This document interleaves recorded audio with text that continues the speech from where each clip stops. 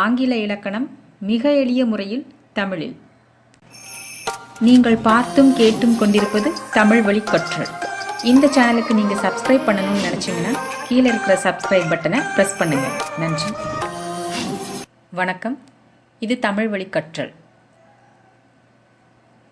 பொதுவாக நம்ம எந்த பரீட்சை நம்ம தமிழ்நாட்டில் எழுதணுன்னாலும் ஆங்கில இலக்கணம் அப்படிங்கிறது ஒரு குறிப்பிட்ட பகுதியாக வந்துடுது இல்லையா?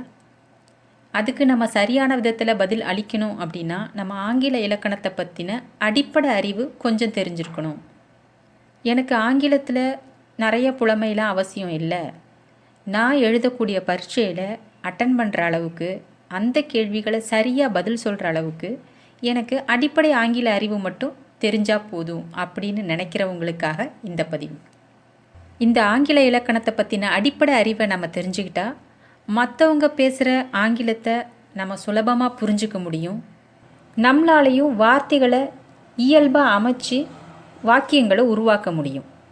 ஃப்ளூவண்ட்டாக பேச முடியாட்டாலும் ஒரு வார்த்தை அமைப்பது எப்படி, பிழை இல்லாமல் அமைப்பது எப்படி அப்படின்னு நம்மளால் கண்டிப்பாக தெரிஞ்சுக்க முடியும். அது மட்டும் இல்லாமல் நமக்கு கொடுக்கப்படுற வார்த்தைகளில், வாக்கியங்களில் என்ன தவறு இருக்குது அப்படிங்கிறத தெரிஞ்சுக்க முடியும். அந்த தவறுகளை எப்படி நிவர்த்தி செஞ்சு சரியான வார்த்தைகளை போடுறது அப்படிங்கிறதையும் நம்ம எளிதாக தெரிஞ்சுக்கலாம். அதுக்கு ஆங்கில இலக்கணத்தை அடிப்படையில் இருந்து ஆரம்பிக்கிறது நலம். அந்த மாதிரி அடிப்படையிலிருந்து நமக்கு ஏற்கனவே நல்லா தெரிஞ்ச விஷயம்தான் அப்படின்னாலும் அப்படி தெரிஞ்ச விஷயங்களை இன்னும் நல்லா தெரிஞ்சுக்கும்போது அதை பற்றின ஆழமான அறிவு நமக்கு உருவாகிடும். ஸோ நம்ம அதில் தவறுகள் பண்ணக்கூடிய சூழ்நிலை ஏற்படாது. ஆங்கில இலக்கணம் அப்படின்னா என்ன? நம்ம தமிழ் மொழியில் தமிழ் இலக்கணம்னா என்ன அப்படின்னு படிச்சிருப்போம் இல்லையா? ஒரு வாக்கிய அமைப்பு எப்படி இருக்கணும், அந்த வாக்கியத்தில் என்னென்ன சொற்கள் இடம்பெற்றிருக்கும், பெயர்ச்சொல் இருக்கும், வினைச்சொல் இருக்கும், இடைச்சொல் இருக்கும், உரிச்சொல் இருக்கும், எழுவாய், பயனிலை, செயப்படு பொருள், இது எல்லாம் படிப்போம் இல்லையா? தமிழ் இலக்கணம்னா என்ன, இதனால் என்ன பயன்?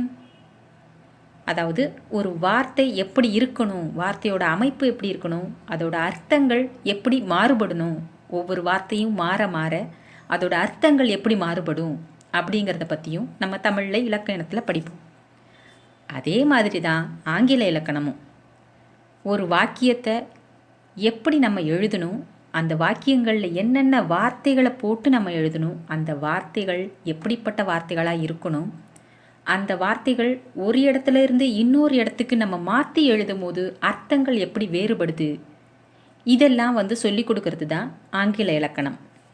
அதாவது இலக்கணம் அப்படின்னா எந்த ஒரு மொழியிலையும் தவறே இல்லாமல் பேசுறதுக்காகவும் எழுதுறதுக்காகவும் மக்கள் உருவாக்கி வச்சுட்டு போயிருக்கிற சட்ட திட்டங்கள் தானே தவிர வேறு எதுவும் கிடையாது.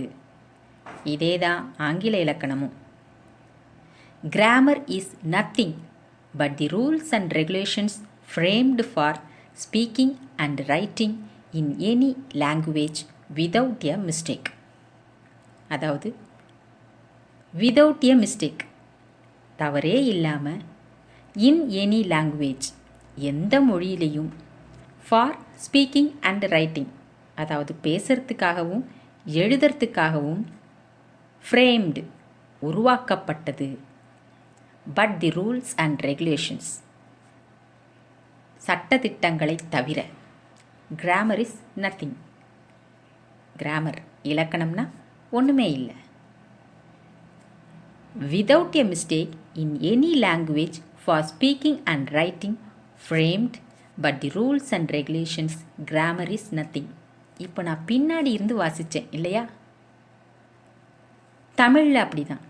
நம்ம ஒரு வார்த்தையை எழுதும் போது அந்த வார்த்தைகளுடைய அர்த்தத்தை நம்ம புரிஞ்சுக்கணும் அப்படின்னா முதல்ல இருந்து கடைசி வரைக்கும் படித்து புரிஞ்சுப்போம். ஆனால் ஆங்கிலத்தை பொறுத்த வரைக்கும் ஒரு வாக்கியத்தை நம்ம வாசித்தோம் அப்படின்னா நம்ம தமிழ் அர்த்தம் பின்னாடி இருந்து எடுத்துக்கணும், முதல்ல இருந்து வரக்கூடாது. முதல்ல இருக்கிற வார்த்தைகளுக்கு அர்த்தமானது தமிழ் வார்த்தையில் பின்னாடி வரும். அதனால தான் நான் இங்கேயும் சொன்னேன் விதவுட் எ மிஸ்டேக் முதல்ல எடுத்தேன். பின்னாடி இருந்து ஒவ்வொரு வார்த்தையாக படிச்சுட்டே வர வர வர நமக்கு தமிழ் அர்த்தம் புரிய ஆரம்பிக்கும். அதை அதுக்கப்புறம் நம்ம கோர்த்து ஒரு வாக்கியமாக அமைச்சோம் அப்படின்னா தமிழில் உள்ள அர்த்தங்கள் நமக்கு விளங்கிடும் அந்த வார்த்தையில்.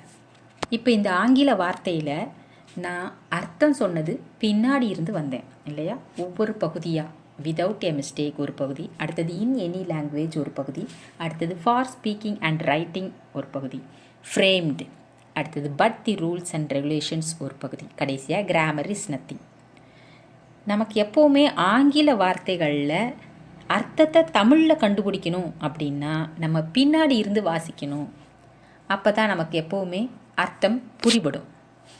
இந்த வழிமுறையை நீங்கள் எங்கே பயன்படுத்தணும் அப்படின்னா, பொது தேர்வுகளில் எழுதுவீங்க அப்படின்னு முதல்ல நான் சொன்னேன் இல்லையா? அந்த பொது தேர்வுகளில் ஆங்கில பகுதியும் இருக்கும் அப்படின்னு சொல்லியிருந்தேன். அந்த பகுதியில் நீங்கள் ஆங்கிலத்தை ஒவ்வொரு பேராக இல்லைன்னா ஒவ்வொரு சென்டென்ஸை வாசிக்கும்போது உங்களுக்கு அர்த்தம் தெரியலை அப்படின்னா இந்த வழிமுறையை கடைபிடிங்க. அதாவது பின்னாடி இருந்து ஒவ்வொரு வார்த்தையாக நீங்கள் தமிழ் அர்த்தம் பண்ணிட்டு வர வர வர உங்களுக்கு அதனுடைய மொத்த தமிழ் அர்த்தமும் ஓரளவுக்கு கிடச்சிடும். அப்புறம் உங்களோட வேலை என்ன அப்படின்னா, அந்த அர்த்தங்களை நீங்கள் வரிசைப்படுத்தி போட்டு முழு அர்த்தமாக ஆக்கிறது மட்டும்தான். ஸோ இந்த வகையில் உங்களால் எந்த ஒரு ஆங்கில வார்த்தைகளுக்கும் எளிதாக அர்த்தம் தமிழில் கண்டுபிடிக்க முடியும். ஓகே, இப்போ அடுத்ததாக நம்ம லெட்டர்ஸ் எழுத்துக்களை பற்றி பார்க்கலாம். பொதுவாக நம்மளுடைய தமிழ் மொழியில் எழுத்துக்கள் அப்படின்னு பார்த்தோன்னா 247 எழுத்துக்கள் இல்லையா? அதில் 12 உயிரெழுத்துக்கள், 18 மெய் எழுத்துக்கள், 216 உயிர்மெய் எழுத்துக்கள், ஒரே ஒரு எழுத்து ஆயுத எழுத்து. அதே மாதிரி தான் ஆங்கிலத்திலையும் மொத்தம் 26 எழுத்துக்கள் இருக்குது.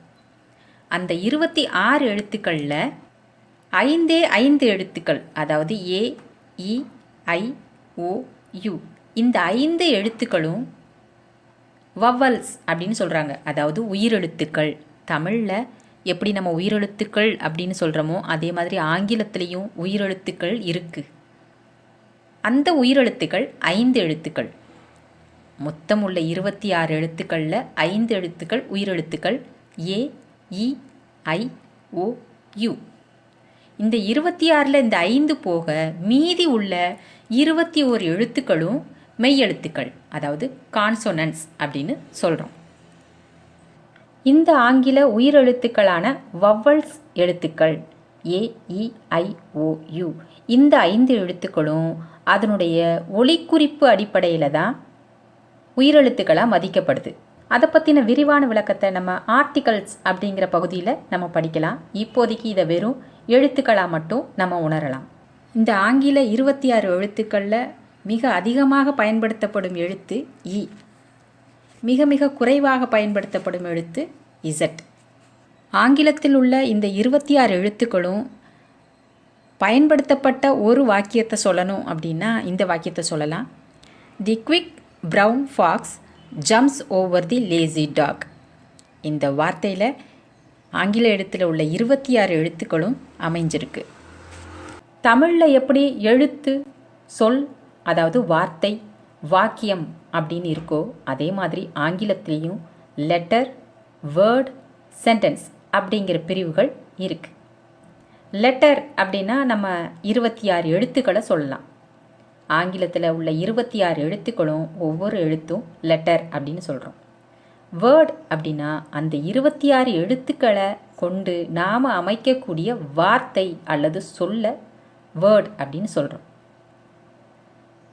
வாக்கியம் அதாவது சென்டென்ஸ் அப்படின்னா வேர்ட்ஸ் நிறைய வார்த்தைகளை கொண்டு, பொருத்தமான வார்த்தைகளை கொண்டு அமைக்கப்படும் ஒரு வாக்கியம்தான் சென்டென்ஸ். இதை பற்றிலாம் தான் நம்ம படிக்க போகிறோம் இந்த ஆங்கில இலக்கணத்தில். இனி அடுத்த வீடியோ எழுத்துக்களை கொண்டு அமைக்கக்கூடிய வார்த்தைகள் என்ன, அதாவது லெட்டர்ஸை கொண்டு உருவாக்கக்கூடிய வேர்ட்ஸ் எந்த மாதிரியாக இருக்கும் அப்படிங்கிறத பற்றி நம்ம பார்க்கலாம். பகுதி 1 நிறைவுற்றது. நன்றி, வணக்கம்.